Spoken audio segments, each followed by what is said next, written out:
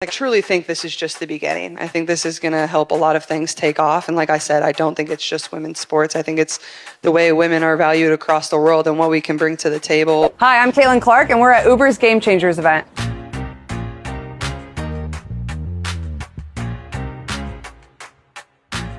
When I'm working on my game and I'm in the gym with my teammates or outside of practice, I know I've put the time in. I mean, there's certainly been points in my career where I've doubted myself. Take the hits as they come and you figure it out and you rely on the people around you. That's why I love basketball. It's a team sport. Sometimes you think it's always going to be like an adult figure or somebody that kind of had a position of authority over you. But for me, I felt like it was a lot of the teammates and the captains that I had. You want to be comfortable with the people you're surrounding yourself with. Know there's people you can trust, get you from point A to point B, and just be confident in that. Hello guys, this is your channel TFD with Cordy, and today we've got something interesting to talk about.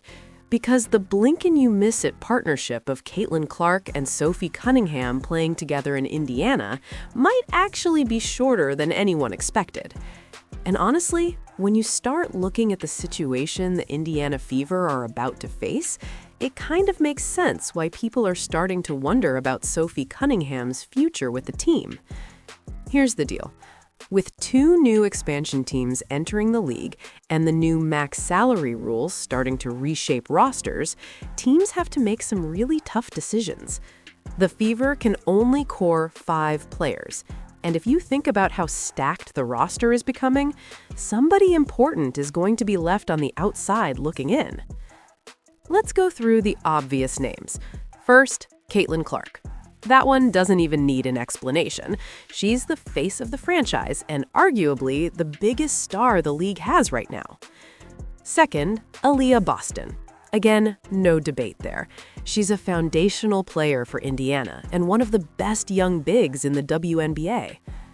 Third, you would assume Kelsey Mitchell is on that list. She's been a key scorer for the Fever for years and still one of the most dangerous guards in the league. Fourth, you'd probably look at Lexi Hull, who's a restricted free agent. Indiana has the ability to match offers and bring her back, so that situation is very manageable. So now we get to the big question. Who becomes the 5th core player? That's where things get complicated. You've got Michaela Timpson, whose rights the Fever still control. Because of that, bringing her back makes a lot of sense from a roster management standpoint. And then there's Sophie Cunningham. If the Fever choose not to core Cunningham, she could easily test the market and find a team willing to pay her big money. But even if Indiana does core her, that doesn't automatically solve the problem. She could simply say, "Thanks for the core designation, now I want my max salary." Tiny half chuckle, breathy exhale. And if Indiana isn't willing to do that, another team probably will be. So this situation could get very interesting very quickly.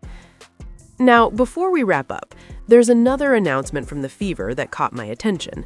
The team revealed they'll be playing the Nigerian national team in a preseason game at Gainbridge Fieldhouse on May 2nd. And look, maybe this is just me, but if the Fever are going to start making these national team preseason games a thing, I think one of them should happen in Iowa every year. Seriously, bring Caitlin Clark back home, let her play in front of the fans who supported her from the time she was a teenager all the way through her legendary college run. I get that the Fever want to maximize revenue, and Indianapolis makes sense financially, but sometimes it's not just about the money. Sometimes it's about paying respect to the place that helped build the superstar you have today.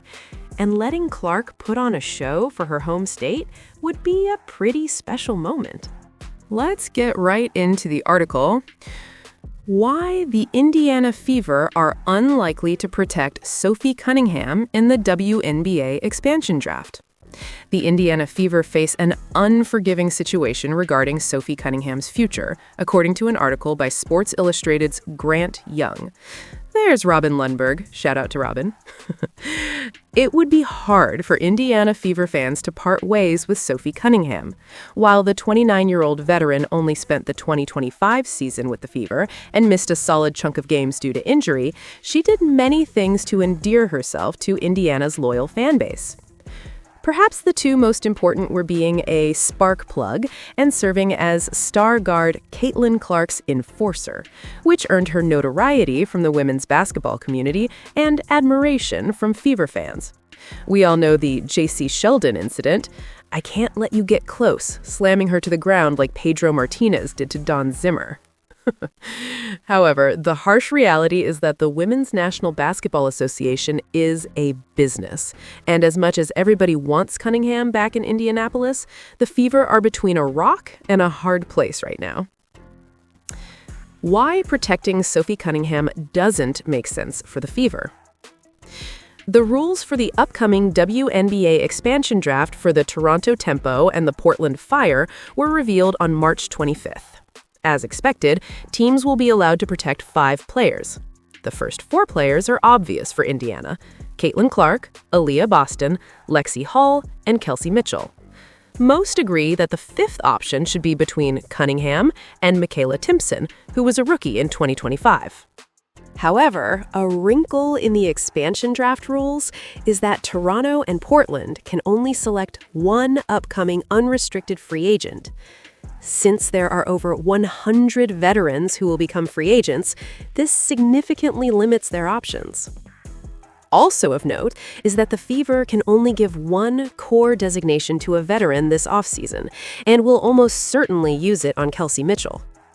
Therefore, if one of the 2 expansion teams were to use their pick on Cunningham and give her the veteran Supermax contract, as per the rules, she would almost certainly take that deal because she wouldn't be able to get that much from the Fever or any other team in free agency.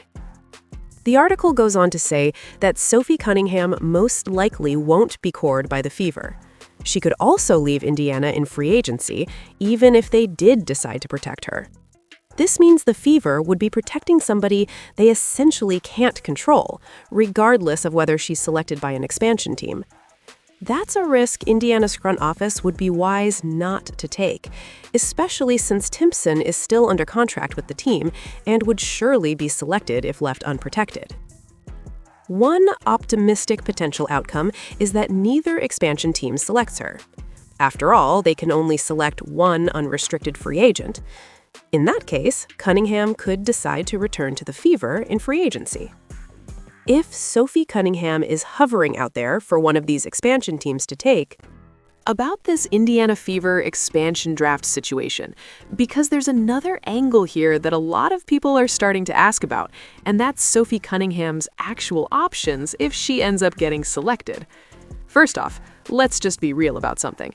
If Cunningham is available in the expansion draft, I would assume one of the new teams probably takes her, not just because of her talent, but because of her name recognition right now. She's become a very recognizable player across the league. Playing alongside Caitlin Clark has definitely boosted her visibility.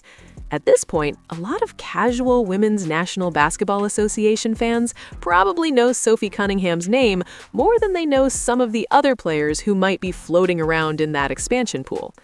And for a brand new team trying to build a roster and attract fans, having a familiar face matters. Someone who's played with Clark, someone fans recognize, someone with a bit of personality. That's the kind of player expansion teams often target. But here's where the real question comes in. Let's say the Indiana Fever decide not to core Cunningham. Then one of the expansion teams, maybe Toronto Tempo or the upcoming Portland Fire, selects her. Could Cunningham simply say, "I don't want to go there"?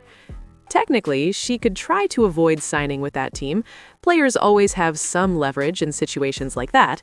But the real decision comes down to money versus situation. Let's say she stays in Indiana. She might have to accept significantly less money to remain with Clark in the current roster. But if she goes to an expansion team, the paycheck could be dramatically higher. We're not talking about a small difference either. We're talking about something in the range of $500,000 to $700,000 more, depending on the deal structure. That's a massive gap.